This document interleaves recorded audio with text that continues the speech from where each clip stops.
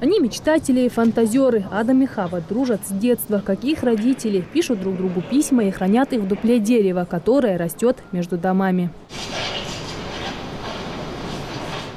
Дерево с кавказским колоритом в основе картины авторский сценарий, повествующий в жанре притча о жизни одного из северокавказских сел в 90-е годы. По словам режиссера, сюжет короткометражки родился из ее личных воспоминаний о том непростом времени, когда появились бандиты. Они грабили и убивали, а затем началась война.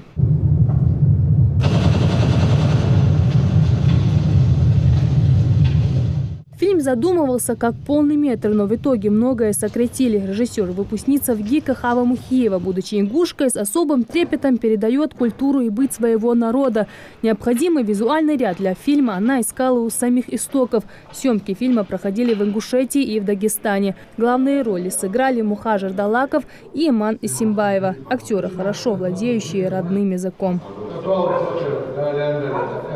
По отзывам зрителей, «Дерево» – достойная киноработа, задавшая высокую планку в актерской игре, эмоциональном сюжетном повествовании, профессиональной операторской работе. Но самое приятное, по мнению многих, то, что фильм вышел на родном языке. Гости показа отметили картину как новый виток развития ингушского кино. Мне очень понравился в плане того, что он передал всю ту самобытность, которая происходит у нас. Приятно видеть. Я смотрела прайс-лист, который нам отправляли. Я думала, будет вообще кинематограф именно не ингушских режиссеров, а именно русских. Очень приятно видеть именно ингушские фамилии режиссеров.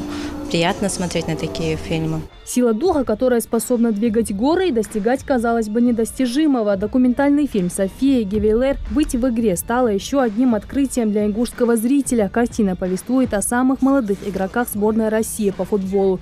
Именно им предстоит завоевать кубки для своих клубов. А главное – защитить честь страны на чемпионате мира. Кино не просто о футболе, а о мечте и чуде. Александр Головин, Роман Зобнин, Александр Селихов, Магомед Аздоев и братья Меренчуки. 3 года авторы фильма наблюдали этапы взросления героев картины. Пути каждого из них – большой футбол. Надежды и победы, непростые испытания и травмы, неизбежные разочарования и жертвы. Все ради исполнения общей мечты – быть в игре, объединяющей миллионы болельщиков, запоминать их фамилии.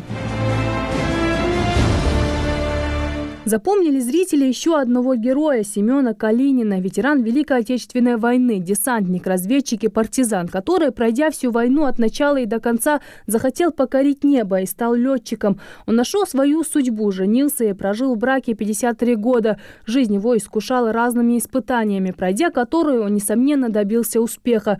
Как итог, смог сохранить родину в сердце и рассказать всему миру о своих годах, прожитых не зря.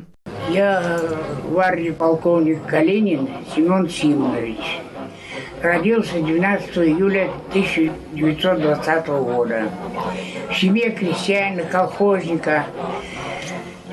Село Полюдово, Калужской области, Жизинского района. Работал в колхозе, чебаном был. О годах, прожитых не зря, документальный фильм Елены Кавардаковой. Режиссер, документалист, автор и создатель более 40 документальных фильмов на историческую, военно-политическую и другие темы.